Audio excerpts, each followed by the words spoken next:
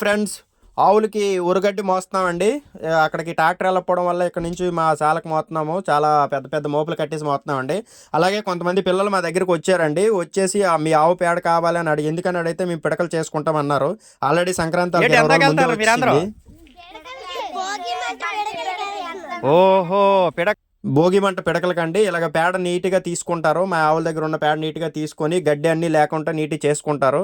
చేసుకొని తర్వాత ఒక వాటర్ వేసి కలుపుకుంటారండి. చూడండి, వాటర్ వేసి కలుపుకుంటున్నారు. నీట్గా కలుపుకొని అందులో చెత్త చెదరం అన్నీ తీసిస్తే పిడక అనేది నీట్గా వస్తుందండి. భోగి మంటలు వేస్తామండి. మా పల్లెటూరులో చేస్తుంటారు ఇలాగా. మీరు ఎవరైనా ఇలా చేస్తే కామెంట్ పెట్టండి కంపల్సరీగా, మీ ఊర్లో ఎవరైనా చేస్తే.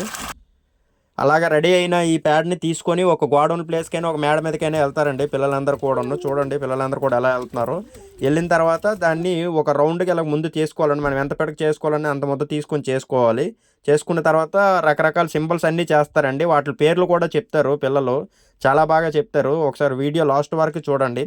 అలాగే మా పల్లెటూరు వీడియోలు నచ్చితే మరిన్ని వీడియోల కోసం లైక్ చేసి సబ్స్క్రైబ్ చేసి నా ఛానల్ ఫాలో అవ్వండి ఫ్రెండ్స్. తప్పకుండా వాళ్ళకు కూడా నేను సాయం చేయడం జరిగింది. హోల్ అనేది కంపల్సరీగా పెట్టుకోవాలండి. హోల్ పెట్టుకుంటే రేపు పొద్దున్న తాడేసి కొట్టుకోవడానికి బాగుంటుంది.